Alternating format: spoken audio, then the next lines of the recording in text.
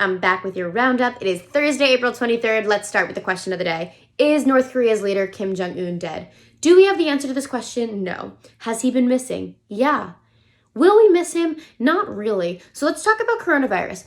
The CDC director has been warning us that the second wave of coronavirus might be more deadly than the first. This is because it will coincide with next winter's flu season. Trump calling this ridiculously fake news, as he does with anything that proves him wrong.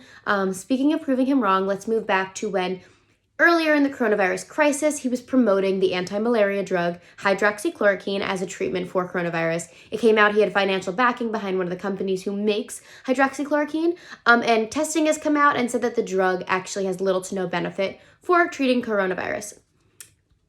Yeah, so Republican Congressman Doug Collins of Georgia is calling out Georgia's Governor Brian Kemp. As we spoke about, Brian Kemp is planning to reopen a lot of the state tomorrow, Friday, in terms of gyms, bowling alleys, hair salons, nail salons. And he's saying there wasn't really clear communication with local officials. He's also saying that this contradicts Kemp's own stay-at-home order, which is in place until April 30th.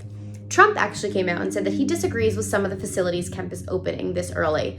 However, Trump killed that glimmer of hope we had when he came out and applauded him via Twitter for taking steps to reopen the economy. All right, New York. So New York randomly tested people. I think it was 3,000 people from grocery stores, and preliminary testing has come back and said that, let's see, at least 2.7 out of the 19.4 million New Yorkers have been infected with Rona. Now, keep in mind these numbers could change because they tested people who were out grocery shopping, which means they were not essential workers and they're not homesick. So we'll take that with a grain of salt. Harvard University made headlines after receiving almost a $9 million stimulus fund.